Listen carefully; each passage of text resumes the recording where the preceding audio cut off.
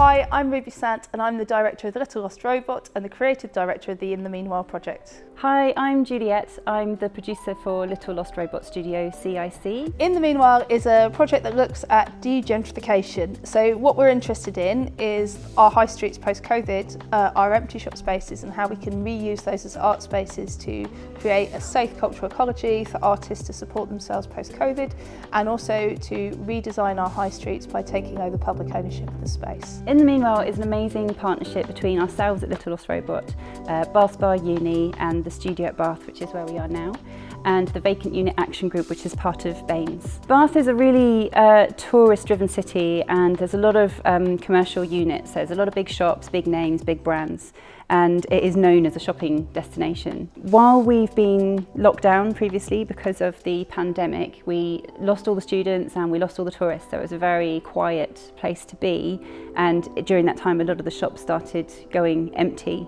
So something that we wanted to do was to make sure that those spaces were being filled with the people of Bath, with artwork, with creativity, and really trying to keep the spaces alive and also being inclusive in terms of access. There's lots of reasons why the centre of Bath is sometimes quite difficult to get around, and that's something we would like to be thinking about when we're putting artwork into the city and putting new things into the city. So we wonder, and we're asking, whether by opening up these art spaces and getting people in from the outskirts with things like bus fare subsidies and lots of support and lots of workshops and engagement, we can actually recreate Bath's creative ecology and support artists to help transform Bath and transform the city centre.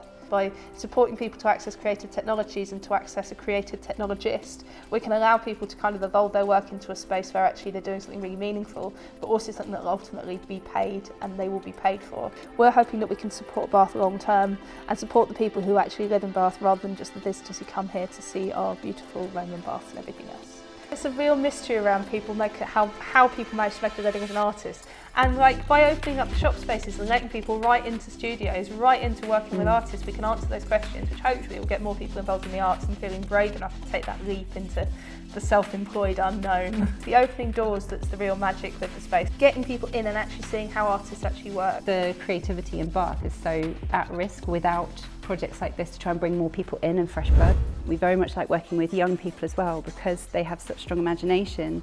A lot of the things that we discover in working with younger people are ways that we can make high streets feel safer and more friendly, and if we can use street furniture and robotics to do that, we think that's a really exciting way to work.